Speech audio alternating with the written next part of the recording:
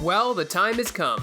You've been on the journey through the top 10 henchmen, lieutenants, and underbosses. Now comes the final top 10 you've all been waiting for.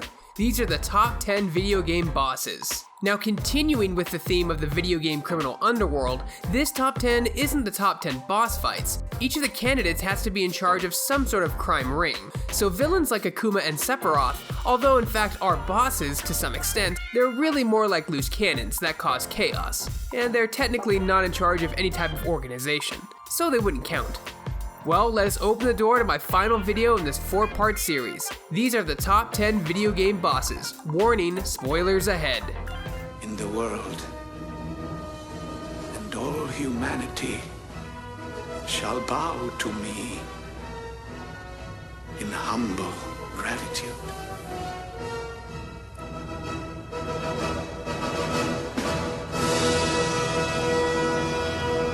Behold, the legendary 13th monkey of Montevideo, whose sacrifice will eternally bind the oceans themselves to my infernal will.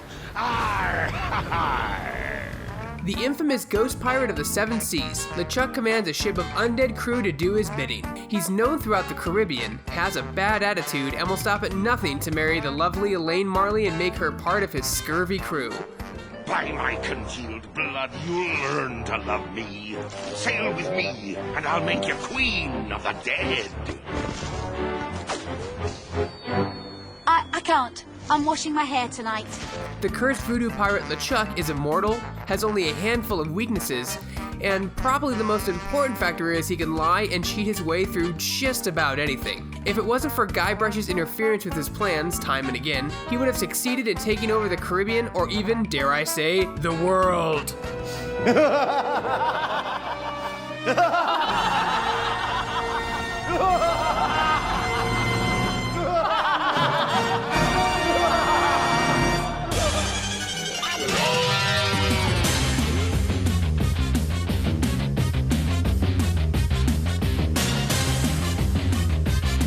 Yes, we all know Team Rocket was a nuisance on the animated show, but the video games treat this organization a lot more seriously. Through your playthrough, there lingers a shadow of a man that pulls the strings that are tied to Team Rocket while in the Kanto region. Turns out that person is Giovanni, who is also the leader of Viridian City's gym, but it's all a cover while his team collects rare and valuable Pokemon to sell, breed, or compete in competitions and tournaments. Giovanni has made an appearance in most of the Pokemon games up to Black and White 2, where he challenges you in the Champions Tournament, where he introduces himself as the self-proclaimed strongest trainer. Maybe it's because I'm just nostalgic, but he was someone I actually feared to battle, and in the animated show, he's done exceptionally well. If there was one person to fear in the kid-friendly universe of Pokemon, it's Giovanni. Count yourself lucky, kid. But why are you doing this? Why are you making so many Pokemon suffer? Because Pokemon are nothing but a business. And what is needed to succeed? Sacrifice.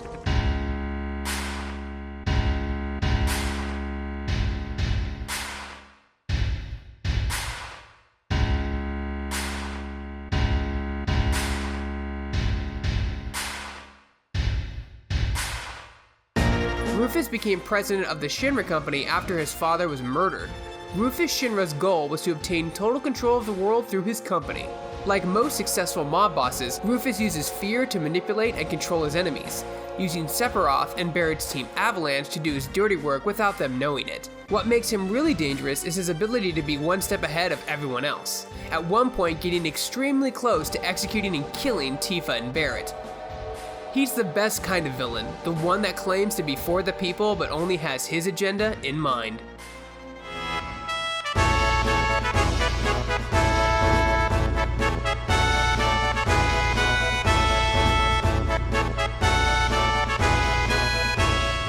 Shepard. Illusive Man. I thought we'd be meeting face to face. A necessary precaution. Not unusual for people who know what you and I know. You might be the reason I'm still alive, but that doesn't mean I trust you. The Illusive Man has operations ranging from genetic modification, prototype weaponry, and cybernetic enhancements. His real name is Jack Harper. He served in the military and took part in the First Contact War, which explains his hatred and skepticism toward alien races. The Illusive Man thinks that the Alliance doesn't have what it takes to ensure the survival of mankind, so he starts his own organization, Cerberus, which is named after the dog that guards the underworld in Greek mythology. His famous quote pretty much sums up his agenda. If humanity is to survive, sacrifices must be made for the greater good. The Alliance doesn't understand this, Cerberus does. The most interesting thing about the Illusive Man is he actually thinks he's doing the universe good, and when the villain thinks that he's the good guy, you'll bet he'll stop at nothing to make his plans a reality. Keep in mind the Illusive Man's organization was up and running long before the indoctrination process started at the end of Mass Effect 2. No! The two of you so self-righteous. Do you think power like this comes easy? There are sacrifices. You sacrifice too much.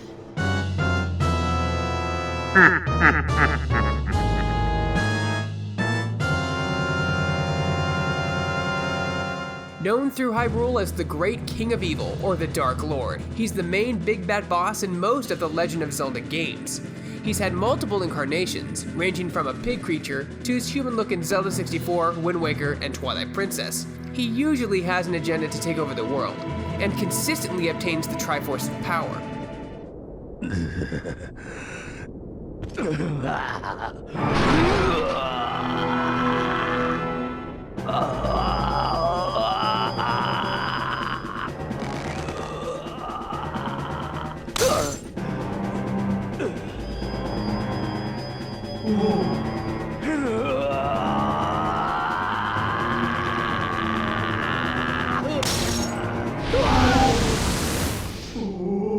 He actually manages to get quite far in most of his endeavors, and in Zelda Ocarina of Time, he has already successfully taken over most of the Hyrule Kingdom over a period of 7 years of war, trapping sages, and forcing Link to run around through temples and defeat his lieutenants to overthrow him. He's one of the best and classic Nintendo bosses, which is why Ganon and his minions usually return in every Zelda game.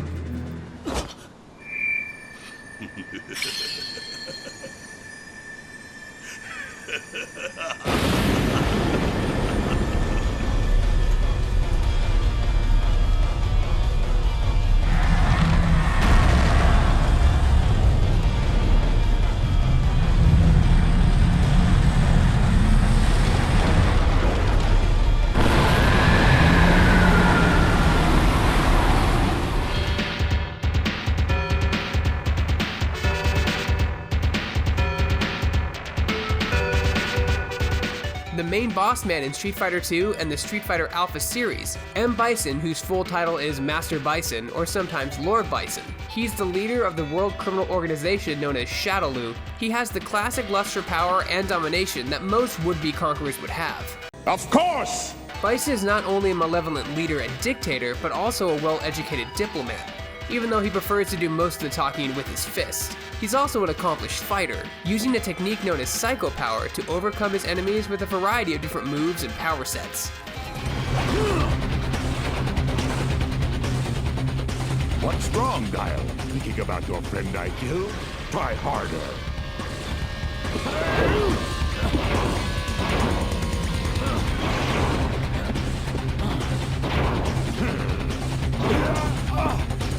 Sonic Boom!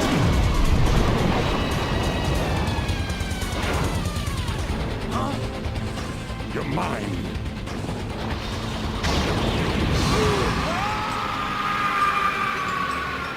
His organization has several high-ranking fighters like Vega and Sagat to do his dirty work.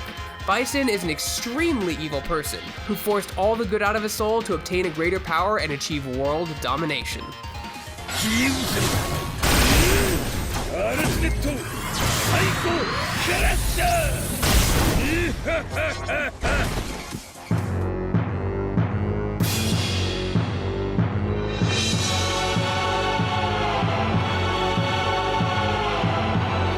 Artificial intelligence, Mother Brain first encountered the space pirates on planet Zebes.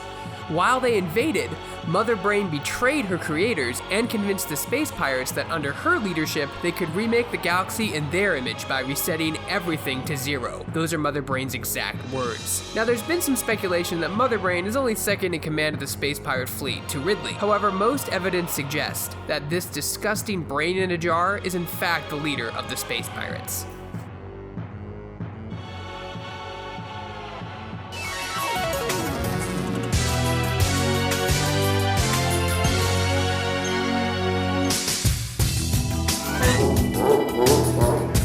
The king of the Koopas himself, Bowser, or sometimes called King Koopa, rules over a small part of the Mushroom Kingdom, commanding Koopa Troopas, Goombas, and other Mushroom Kingdom enemies. With the help of his lieutenants, the Koopa Kids, and his second-in-command, Bowser Jr., he tries to destroy the pesky plumbers that seem to foil his plans every time.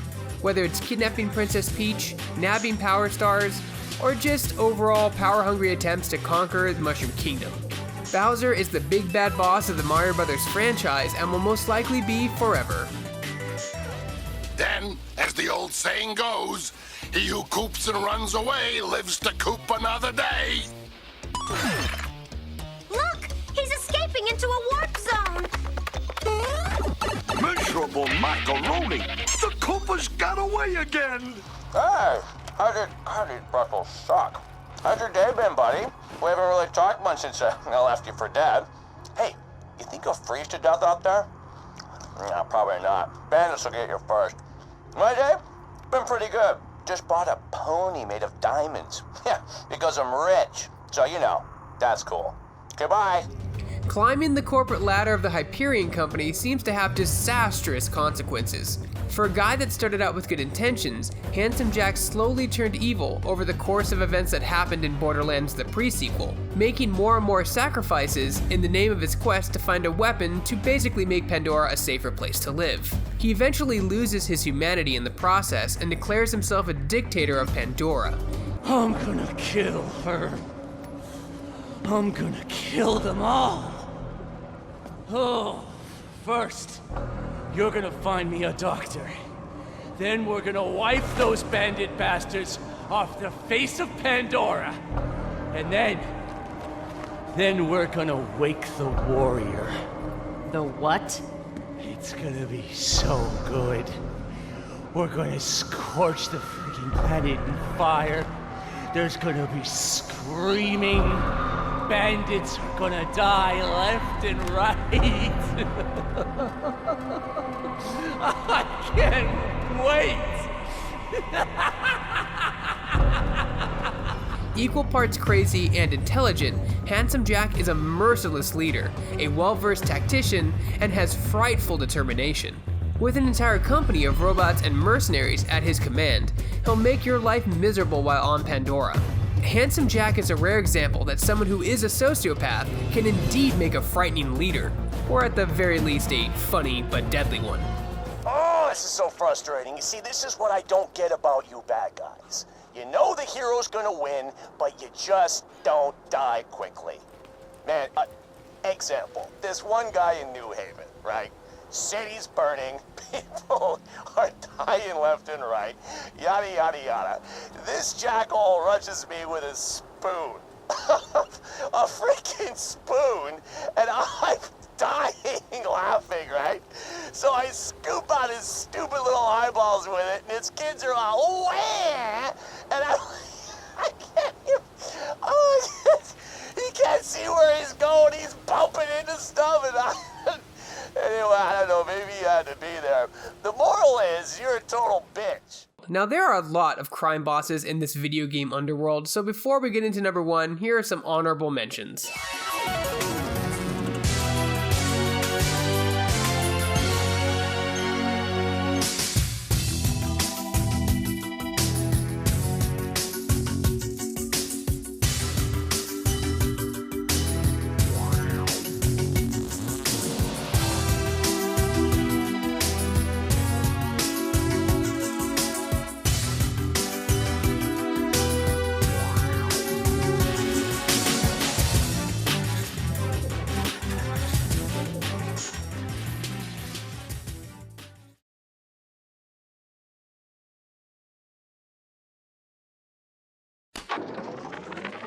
every time Ryan turns up the heat, I know I'm a little bit closer to beating him at his own game.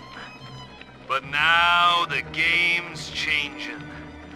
Ryan's boys are coming in heavy, looking to knock down my door and take what's mine. Like this is the first time I had to dodge a bullet. They're coming to my house expecting a show, but they're gonna get a disappearing act. Say goodbye to Fontaine, and hello to Atlas. Like most people that headed down to this underwater city of Rapture, Frank saw opportunity knocking. On the surface, he was a skilled con man, but he was also no stranger to organized crime, being involved in things like illegal gambling and charity schemes. After finally getting passage from Andrew Ryan himself into the city of Rapture, under the pretense of starting a fishing business, he began to put in motion the biggest payoff con of all time. He used his fishing business as a front to his smuggling ring. His smuggling business soon started to pick up, bringing in highly valued contraband until he discovered sea slugs that produced Adam. With the help of Dr. Tenenbaum and Dr. Suchong, Frank opened up Fontaine Futuristics, and then shortly after, the Little Sister Orphanage, so that abandoned little girls could incubate and continue to produce mass amounts of the genetic-altering drug, Adam. Spent the morning jawing with that Kraut scientist. She's damaged goods, all right. Just like all those chumps they scraped out of them prison camps. But she's no crackpot. She's gonna make me the kind of scratch that'll have Ryan look like he's running a paper route. She just needs some supplies to get the ball rolling and a friend to watch her back. Once his empire started to compete with the founder of Rapture, Andrew Ryan, Frank then created Fontaine's Home for the Poor, which provided care and homes for the destitute in Rapture society. These sad saps. They come to Rapture thinking they're gonna be captains of industry. But they all forget that somebody's gotta scrub the toilets. What an angle they gave me. I hand these mugs a cot and a bowl of soup, and they give me their lives. Who needs an army when I got Fontaine's Home for the Poor? Soon Andrew Ryan discovered Frank's smuggling operation. Tensions grew, mounting to gunfights and sabotage between the two companies. Fontaine then took Ryan's unknown unborn child, Jack, and genetically grew and altered him into the adult sleeper agent that would do anything when told the command, "Would you kindly?" Would you kindly? Powerful phrase. Familiar phrase. The rest, as they say, is history, as the Civil War completely overtook Rapture due to the actions and planning of a single man with a thirst for power. Frank Fontaine is the most dangerous type of mob boss, not because he's powerful or has access to weapons or technology, but because he's smart, always thinking ahead, and above all, he's extremely patient. What bosses did I miss? What bosses did you guys like the best? Let us know in the comments below. For more videos like this and everything else gaming related, you're already in the right place. You're on Shacknews.com. What does this say?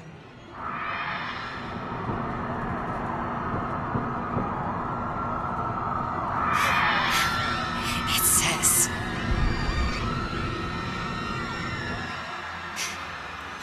Would you kindly? Would you kindly? Would you kindly get this? Would you kindly find that? Would you kindly find it?